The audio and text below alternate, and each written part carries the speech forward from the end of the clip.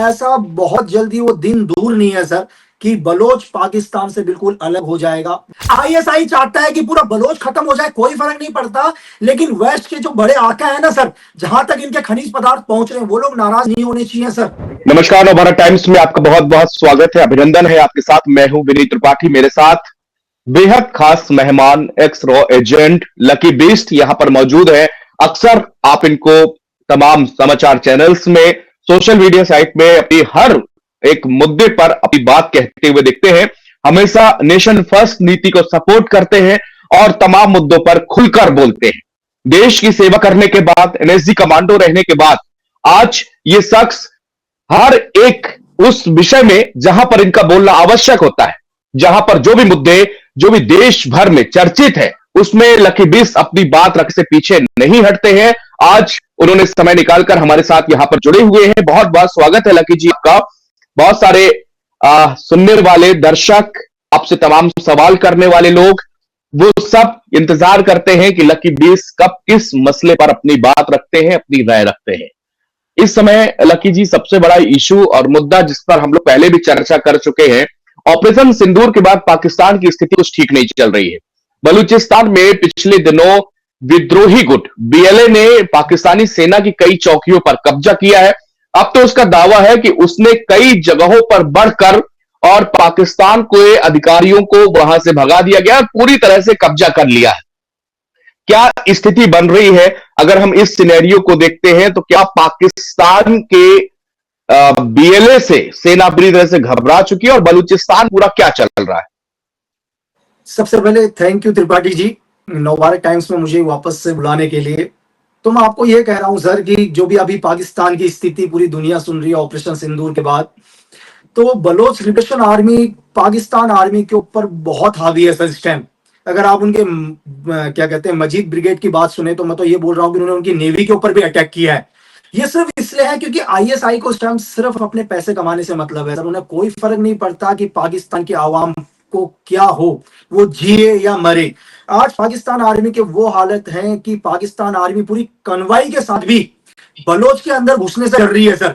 उसे ये समझ में नहीं आ पा रहा है कि Baloch liberation army Pakistan army को कहां पर टारगेट करेगी। आप ये आपने कंटिन्यू न्यूज के अंदर या पाकिस्तान मीडिया से, आप या बलोच लिबरेशन आर्मी के सोशल मीडिया हैंडल से आप देख रहे होंगे कि उन्होंने पाकिस्तान के ऊपर कई अम्बुश करे हैं। उन्होंने कई कॉन्वाई के ऊपर अटैक किया, जगह जगह पर आईडीज लगाई है उनकी। बहुत सारी कॉन्वाई को उन्होंने नुकसान पहुंचाया, पाकिस्तान आर्मी को नुकसान पहुंचाया। यहाँ तक कि जो उनकी मजीद ब्रिगेड है, वो उनके ऊपर एक सुसाइड अटैक भी कर रही है सर। और अगर यही हालात रहा बलोच लिबरेशन आर्मी के, तो ऐसा बहुत जल्दी वो दिन दूर नहीं है सर कि बलोच पाकिस्तान से बिल्कुल अलग हो जाएगा, वो एक इंडिपेंडेंट देश हो जाएगा सर। लकी जी, मैं इस समस्या की थोड़ा सा आपसे ये तह जानना चाहता हूं कि बीएलए बलूचिस्तान पर, चूंकि प्राकृतिक संसाधनों का खजाना रहा है और हमेशा से ये उपेक्षित, पाकिस्तानी सेना ने इस क्षेत्र को पूरी तरह से उपेक्षित करके रखा है। यहां पर महिलाएं आज भी अपने मर्दों और अपने बच्चों के इंतजार के लिए तरस रही हैं। बल यहाँ की महिलाएं आज भी वो तस्वीरें लिए, उनके पोस्टर लिए, उनको पता नहीं है कि उनके पति को मार दिया गया या उनके बच्चे को कहां फेंका गया। किस तरह की ज्यादती बलूचिस्तान में लकी जी होती रही है, इसका इतिहास क्या रहा? अगर आप थोड़ा सा हमको आप पीछे से इसको समझा पाए, लोगों को समझा पाए, क्यों ये बीएलए विद्रोही जो है आज बिल्कुल पाकिस्तान से अपने आप को आजाद कराने की बात कर रहे हैं। सर एक्चुअली जब हम लोग इंडिपेंडेंट हुए थे, सारी दुनिया को पता, उस टाइम बलोच एक इंडिपेंडेंट था सर, वो कोई पाकिस्तान का हिस्सा नहीं था। यहाँ तक कि अगर आप बलोच की हिस्ट्री के ऊपर चले जाओ, पाकिस्तान का सबसे बड़ा स्टेट है सर, और सबसे ज्यादा खनिज पदार्थ बलोच में ही मिलते हैं। लेकिन अगर आप गरीबी रेखा के अंदर बात करो तो सबसे ज्यादा बलोच है सर। लोगों के पास खाने के लिए रोटी नहीं है वहां पर बलोच के अंदर, लेकिन वहां पर जितने भी मिनरल्स मिल रहे हैं, पाकिस्तान उनको कहां भेज रहा है सर? बलोच कुछ नहीं बोलता। बलोच बोलता है कि यार कम से कम हमारे लोगों को, हमें नहीं चाहिए पैसा, लेकिन हमारे लोगों को कम से कम एक वक्त की रोटी तो मिले सर। बलोच के किसी भी इंसान ने अगर पाकिस्तान के खिलाफ आवाज उठाने की कोशिश करी तो पाकिस्तान आर्मी ने उसे गायब कर दिया सर। मैं आपको ये स्थिति बताऊं, आज भी हजारों माएं, हजारों औरतें, हजारों बहनें अपने भाइयों को ढूंढ रही है सर। वो पाकिस्तान से नहीं कहती कि यार हमें हमारा भाई लौटा दो, हमें हमारा पति लौटा दो, बेटा लौटा दो। मतलब वो ये कहती है कि यार आपने हमारे बच्चों को जो उठाकर लेकर गए थे वो जिंदा नहीं है, हमें पता है, लेकिन कम से कम हमें इतना तो बता दो कि उन्हें कहां दफनाया गया है। आप वो दर्द समझ सकते हैं सर। मतलब वो कुछ नहीं मांग रहे हैं। अगर कोई आदमी वेपन उठा रहा है पाकिस्तान के खिलाफ, अगर हथियार उठा रहा है तो एक मजबूरी में उठा रहा है सर। वो नहीं मांग रहा है पूरी दुनिया की दौलत, वो एक वक्त की रोटी मांग रहा है। क्यों आईएसआई आज क्यों नहीं सपोर्ट कर रही सर बलोच आर्मी, बलोच के लोगों को? क्यों बलोच के लोगों को एक अलग कर दिया? क्योंकि पाकिस्तान नहीं चाहता कि वेस्ट के कुछ लोग नाराज हो जाएं सर। आईएसआई चाहता है कि पूरा बलोच खत्म हो जाए, कोई फर्क नहीं पड़ता, लेकिन वेस्ट के जो बड़े आका है ना सर, जहां तक इनके खनिज पदार्थ पहुंच रहे हैं, वो लोग नाराज नहीं होने चाहिए सर। ये जो आप बात कर रहे हैं, क्योंकि चीन ने लगातार ये बात कही है पाकिस्तानी सेना से कि अगर तुम हालात काबू में नहीं कर पा रहे हो तो बताओ, तो हम अपनी सेना का डिप्लॉयमेंट करें। वहां पर चीनियों पर भी अटैक हुए हैं, वहां पर चीनी आदमी को टारगेट किया जा रहा है। लेकिन अभी भी बीएलए ने साफ किया है कि अगर यहां पर चीन या पाकिस्तान किसी की भी जो है धमकी नहीं चलेगी, और हम उस दिन तक, उस परिस्थिति तक लड़ेंगे जब तक कि बीएल का एक आखिरी जवान भी जिंदा रहेगा। ये स्थिति बता रही लकी जी कि अब जो, और इसके पहले देखिए, एक दिन पहले जब जो है असीम मुनीर क्वेटा में होते हैं, तभी जो है उनकी चौकियों पर यहां पर कब्जा हो रहा। गीदड़ भपकी क्या दे रहे हैं, बता रहे हैं कि पाकिस्तानी सेना के स्पोक पर्सन है जो लादेन के रिश्तेदार हैं, वो बताते हैं कि वहां पर जो स्थितियां हैं वो भारत के कारण बिगड़ रही। लकी जी, नहीं सर, मैं आपसे एक सवाल पूछ रहा हूं सर, ये सवाल पूरी दुनिया को उठाना चाहिए सर। जनरल आसिम मुनीर आज के फील्ड मार्शल, सारी दुनिया को यह पता होना चाहिए कि किसी भी जनरल रैंक को, किसी भी आर्मी के सुपीरियर को कब फील्ड मार्शल बनाया जाता है सर। चलो, हमारा ऑपरेशन सिंदूर हुआ 6 और 7 की रात को, हमने पाकिस्तान के टेरर कैंप को खत्म किया सर। पाकिस्तान, हमने ड्रोन हमला किया, पाकिस्तान पर एक सर्जिकल स्ट्राइक करी सर। पाकिस्तान ने उसके बदले हमारे क्या किया सर? कुछ ड्रोन हमले करे जिसमें हमने नाकाम किया। तो आसिम मुनीर तो वहां के थल सेना के अध्यक्ष थे ना सर, और थल सेना तो बॉर्डर से एक कदम भी नहीं हिली। इसका मतलब कि जब थल सेना ने हरकतें नहीं करी तो आसिम मुनीर को क्यों फील्ड मार्शल बना दिया गया सर? सारी दुनिया को यह सवाल उठाना चाहिए कि आसिम मुनीर ने कौन सी भाई दुनिया की जंग जीत ली जब उन्हें फील्ड मार्शल की उपाधि दे दी सर? सिर्फ इसलिए क्योंकि सरी वहां की गवर्नमेंट चाहती है कि यार आसिम मुनीर को नाराज नहीं करना, भाई तुम फील्ड मार्शल बन जाओ, तुम जीवन भर आप रिटायर नहीं होंगे, जीवन भर पाकिस्तान की आर्मी तुम्हारे कंट्रोल में रहेगी। पाकिस्तान के प्राइम मिनिस्टर आसिम मुनीर को नाराज नहीं करना चाहते सर, चाहे पूरी दुनिया नाराज हो जाए, लेकिन आसिम मुनीर के तलवे चाट रहे पाकिस्तान की गवर्नमेंट को।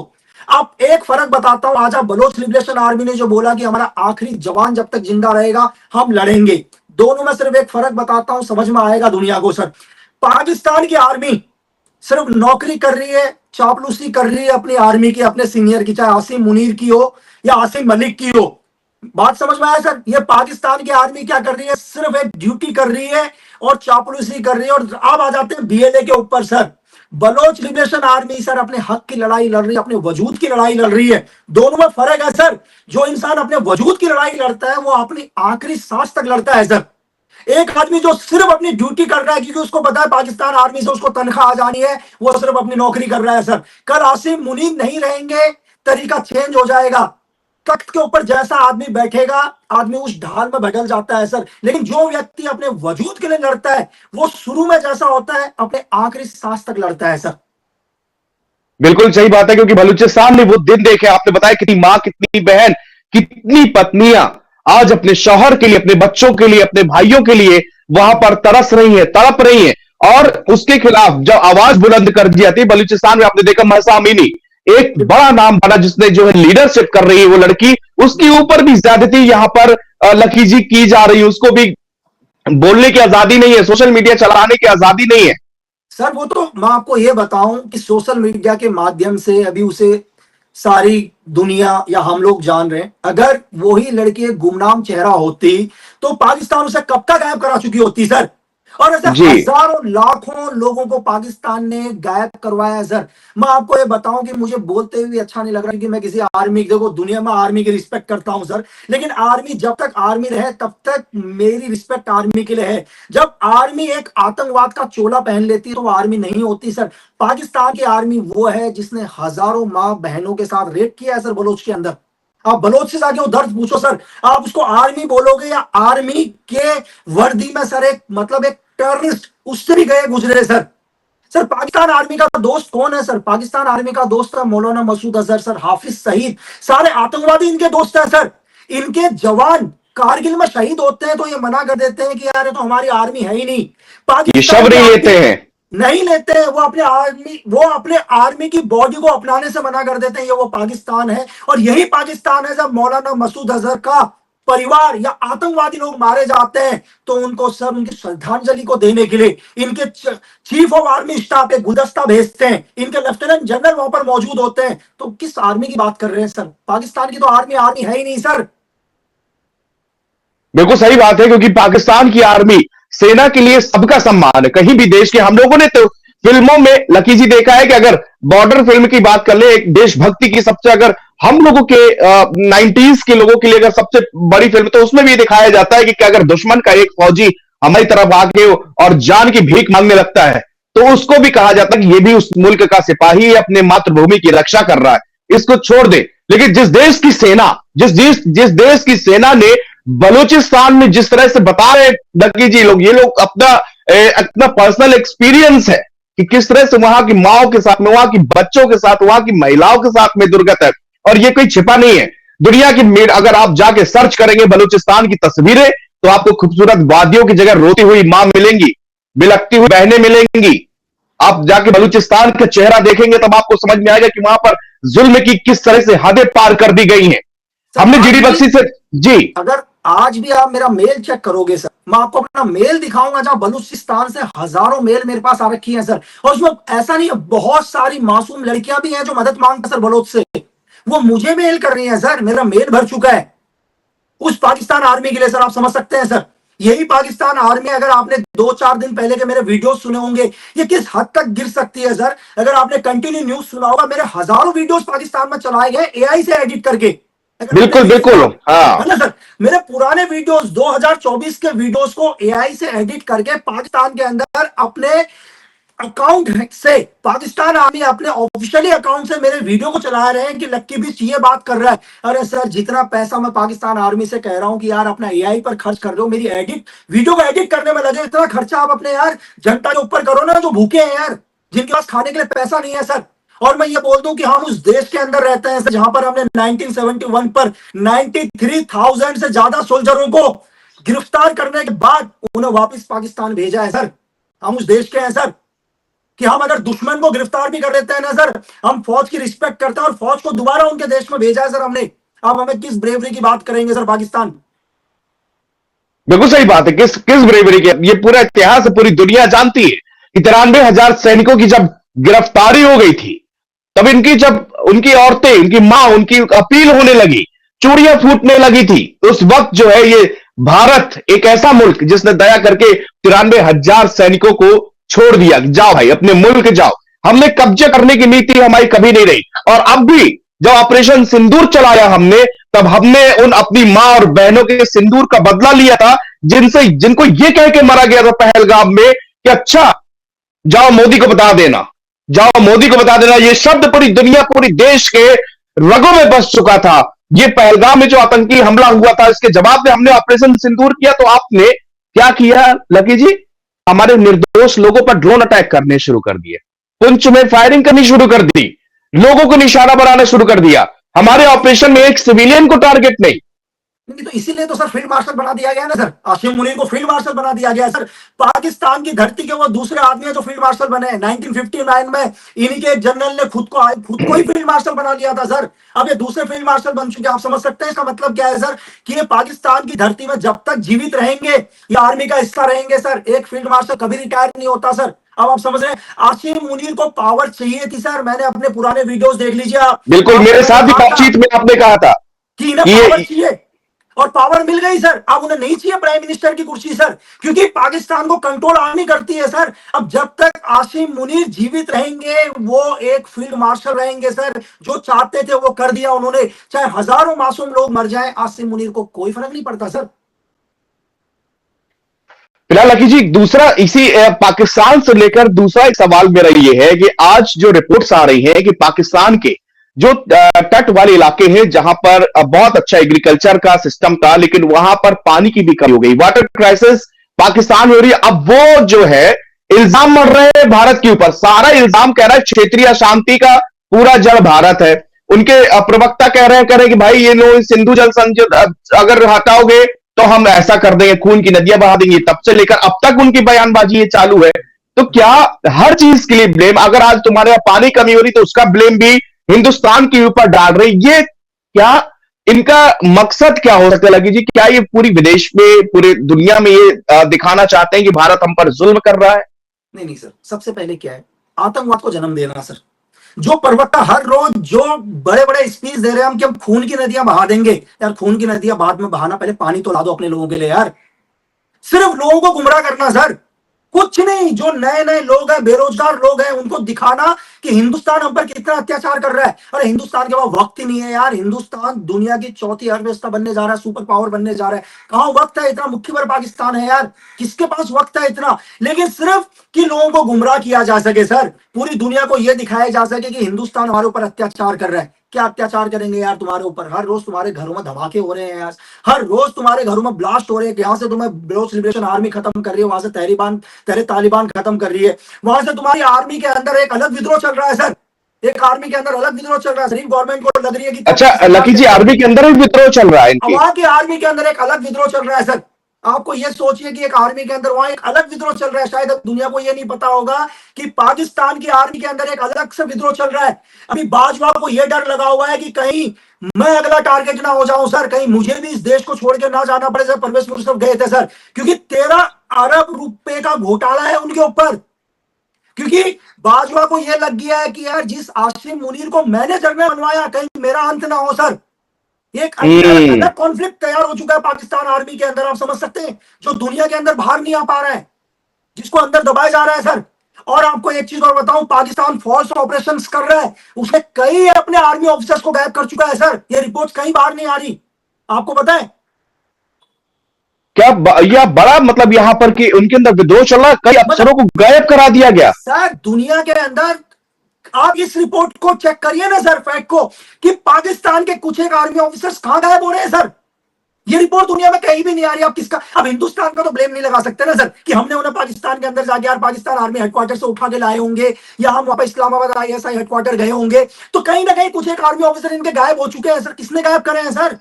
जो पाकिस्तान की आर्मी के बिना, जिस पाकिस्तान के अंदर पत्ता नहीं हिलता, वहां के कुछ एक आर्मी ऑफिसर गायब हो चुके हैं सर, जिनकी फैमिलीज को भी गायब कर दिया गया है।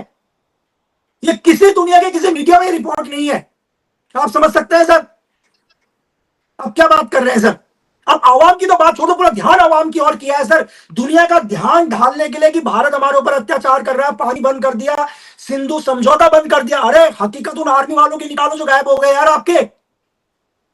अब उनको आप दुनिया के बारे में नहीं बताओगे कि उस आर्मी ऑफिसर को किसने गायब कर दिया, क्योंकि मुद्दा हो जाएगा कि किसने गायब किया। आपने उनके घर वालों को मीडिया के सामने नहीं आने दे रहे हो, पता नहीं कहां गायब करवा दिया आपने आईएसआई से उनको। क्या बात, क्या डर था लकी जी? इनको डर क्या था, क्यों गायब करवाए? इसके पीछे क्या रीजन हो सकता है? सर मैंने आपको क्या बोला कि सबसे पहले तो आपको थोड़ा सा समझाने की कोशिश करता हूं। आसिम मुनीर, जिनको इमरान गवर्नमेंट जब आई थी ना सर, तो इमरान गवर्नमेंट ने महज 8 महीने के अंदर ही आईएसआई के चीफ से हटा दिया गया था। मैं आपको चीज क्लियर बता रहा हूं, शायद कम लोगों को पता होगा कि आसिम मुनीर आईएसआई के चीफ हुआ करते थे इमरान गवर्नमेंट जी। वो हटा दिया गया था सर, क्योंकि इमरान गवर्नमेंट को यह लगा था कि कहीं ना कहीं आगे चलकर यह आदमी या तो मेरी जासूसी कर रहा है, यह पाकिस्तान के लिए खतरा हो सकता है। तो बाजवा से कह के क्या किया था सर, इनको पाकिस्तान की कुर्सी से हटा दिया गया था, पहली चीज। लेकिन बाजवा को यह लगा कहीं ना कहीं उस टाइम को कि यार हो सकता है इन फ्यूचर में मुझे भी प्रॉब्लम होगी। और यहां तक कि अगर आप अच्छे से रिसर्च करोगे, दुनिया रिसर्च करेगी, तो आसिम मुनीर वो लेफ्टिनेंट जनरल थे जिन्होंने अपना इस्तीफा भेजा था सर, कि मुझे आर्मी से इस्तीफा दे दिया जाए। वो आर्मी से इस्तीफा मांगा था उन्होंने, लेकिन फिर भी उन्हें जनरल बना दिया गया था सर। आपको मालूम है उसके पीछे किसका हाथ था सर? जनरल बनाने के पीछे उन्हें जनरल बनाया गया, उसके पीछे 2 रीजन है कि इमरान खान की गवर्नमेंट दोबारा नहीं आनी चाहिए। दूसरा रीजन कि किसी भी कीमत पर बाजवा को पाकिस्तान छोड़ के ना जाना पड़े सर। तीसरी चीज, अब आसिम मुनीर पाकिस्तान की धरती के सबसे पावरफुल आदमी बन चुके हैं। इन फ्यूचर में वो फील्ड मार्शल बन गए, कभी रिटायर नहीं होंगे। अब गाड़ी में 5 स्टार लेके मूव करेंगे सर, जीवन भर, जब तक वो मर नहीं जाते वो आर्मी का हिस्सा रहेंगे सर। बात समझ में आ रही है? लेकिन कई आर्मी ऑफिसर्स को इससे प्रॉब्लम्स थी सर, रीजन क्या था हम्म। कि दो लॉ चेंज करें पाकिस्तान के अंदर। पहला लॉ तो क्या, पूरी दुनिया का लॉ चेंज हो चुका है। जैसे मैं आपको ये बताऊं कि दुनिया के कोई भी जनरल हो सर, वो 3 साल के बाद रिटायर होते हैं, हर जनरल। हम्म। पाकिस्तान ने एक नया प्रस्ताव ला दिया, नया बिल पेश कर दिया कि पाकिस्तान की धरती में अब जो भी जनरल होगा वो 5 साल रहेगा सर। लेकिन आसिम मुनीर ने सोचा कि कहीं पाकिस्तान की वायु और नेवी इसमें ना भड़क जाए सर। मेरी बात समझ रहे हैं सर? हम्म। क्योंकि जब थल सेना का मैं हूं, अगर मैं ही 5 साल रहूंगा तो कहीं वो नाराज ना हो जाए। तो आसिम मुनीर ने बिल पास करवाया, ठीक है, क्या कहते हैं वहां के प्राइम मिनिस्टर संसद के अंदर, कि भाई थल वायु और जल को भी 5 साल रहना चाहिए। इससे क्या हो गया सर, कहीं ना कहीं क्या हो गया इस चीज से, अब जल सेना और वायु सेना को लगाया कोई बात नहीं, हम भी 5 साल रहेंगे। तो लॉ पास हो हम्म। गया, बिल पास हो गया, इसके ऊपर कोई ऑब्जेक्शन नहीं उठा सकता। नहीं तो आसिम मुनीर को नवंबर 2026 में रिटायर होना था सर। ठीक है सर, हम्म। इसी 25 के अंदर रिटायर होना था। आई थिंक 22 में वो जनरल बने थे, जहां तक मुझे याद है। 25 नवंबर या अक्टूबर में उन्हें रिटायर होना था। अब वो 2 साल उनका आगे बढ़ गया। लेकिन आसिम मुनीर को अभी भी यह लग रहा था सर कि कहीं 2 साल तक कुछ भी ऐसी चीजें हो सकती हैं, कानून बदला जा सकता है, कुछ भी हुआ जा सकता है। तो शरीफ परिवार को यह लगा कि यार नहीं भाई, कहीं तख्ता पलट ना हो जाए पाकिस्तान का। मेरी बात ध्यान से समझो सर। अब जी। शरीफ परिवार को लगा अगर तख्ता पलट हो गया तो कुर्सी से तो हम जाएंगे, हमें कुर्सी में बने बैठे रहना है, चाहे हम पूत बनकर रहे आसिम मुनीर के। मेरी बात समझे? हम्म। चाहे हमारे को जी। मजदूरी करने पड़े चीफ ऑफ आर्मी स्टाफ के, कोई बात नहीं, कुर्सी में तो रहेंगे सर, जिंदा तो रहेंगे। नहीं तो आपने अगर वहां के जनरलों का इतिहास देखा हो सर, जियाउल लग ने तो तख्ता पलट करने के बाद जुल्फिकार अली भुट्टो को सर फांसी की सजा दे दी थी, सजा सुना है ना? तो शरीफ परिवार को लगा यार कहीं हमें फांसी की सजा ना दे दे तख्ता पलट होने के बाद। तो बोला सर आप फील्ड मार्शल बन जाओ इस देश के। मेरी बात समझ रहे हैं सर? हम्म। जंग हुई नहीं, थल सेना मूव करी नहीं एक कदम भी, लेकिन उन्हें फील्ड मार्शल बना दिया गया। लेकिन इस फील्ड मार्शल से एक चीज दिक्कत हो गई सर आर्मी के अंदर। अब आप समझ रहे हैं सर? क्योंकि हर आर्मी ऑफिसर का एक सपना होता है कि वो पाकिस्तान का जनरल बनेगा सर। पाकिस्तान के जनरल बनने का मतलब है पाकिस्तान का सबसे पावरफुल आदमी। Clear sir? क्योंकि आसिम मुनीर 2 साल के बाद रिटायर होते तो कोई ना कोई तो जनरल बनता सर, कोई ना कोई जनरल बनता। कोई ना कोई जनरल बनता। लेकिन आजीवन के लिए क्या कर दिया सर, आसिम मुनीर ने पावर अपने पास रख ली। आप समझ रहे हैं सर? चाहे पाकिस्तान के फील्ड मार्शल रहेंगे, लेकिन आजीवन किसके पास पावर रहेगी सर? आसिम मुनीर के पास। असीम मुनीर के पास। चाहे बहुत सारे एक्सपर्ट इसमें बोलेंगे यार नहीं यार पावर तो जनरल के पास ही रहेगी, ये कहने की बात है भाई। ये पाकिस्तान आर्मी है, ये दुनिया की आर्मी नहीं है कि जनरल के पास पावर रहेगी। क्योंकि आसिम मुनीर आजीवन रिटायर नहीं होंगे, वो कभी भी वर्दी को नहीं उतारेंगे। तो इससे कई आर्मी ऑफिसर्स को भी दिक्कत थी। क्यों आर्मी ऑफिसर्स को गायब कराया गया, इस पहलू को आप समझ गए होंगे, जो मैंने समझाने की कोशिश करी। बिल्कुल बिल्कुल, आपने बहुत तफसील से इस बात को समझाया, क्योंकि आप जब एक ऐसे व्यक्ति को एक शीर्ष पद पर पहुंचा देते हैं जो अयोग्य ना हो, जिसने कोई ऐसा काम ना किया हो, और उससे सीनियर सीनियर लोग बैठे हुए, आसान भाषा में समझा रहा हूं, लगी जी ने इसको पूरा ऐतिहासिक और रणनीतिक तरीके से बताया, तो निश्चित से एक सेना के अंदर, एक सेना के बड़े टॉप अधिकारियों के अंदर एक भावना थी कि इस तरह से इनको फील्ड मार्शल बना दिया गया, तो भैया रातों रात उन्हीं को गायब करवा दिया गया। ये है पाकिस्तान, ये है पाकिस्तान की सच्चाई, और ये है पाकिस्तान की सेना, जिनके खिलाफ बलोच लड़ रहे हैं, जिनसे आजादी की चाह रहे हैं। वो बार बार लिख रहे हैं Balochistan is not a Pakistan, Balochistan is not a Pakistan, ये स्लोगन चल रहा है।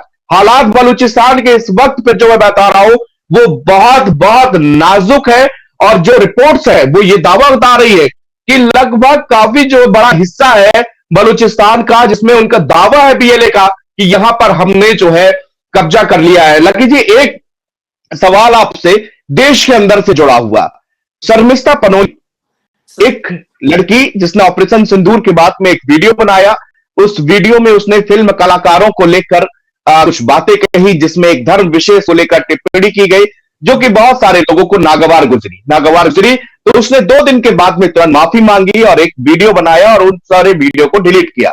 लेकिन उसके बाद उनका मुकदमा दर्ज होता है और रातों रात कोलकाता पुलिस आकर गुड़गांव से उस 22 साल की लड़की को ले जाती है। और वो तस्वीर जो दुनिया दिख रही है कि उसको अरेस्टिंग के वक्त जब उसको गाड़ी पर बैठाया जा रहा था, वो डेमोक्रेसी और लॉ की स्टूडेंट है वो, और वो लोकतंत्र पर भरोसा कह रही, मेरा उठ गया। फिलहाल हमसे बातचीत करने के लिए लकी जी आपका बहुत बहुत शुक्रिया, इन सब तमाम विषयों पर अपनी बात रखने का और पाकिस्तान की सच्चाई को इस देश की जनता के सामने लाने के लिए बहुत बहुत शुक्रिया लकी जी आपका।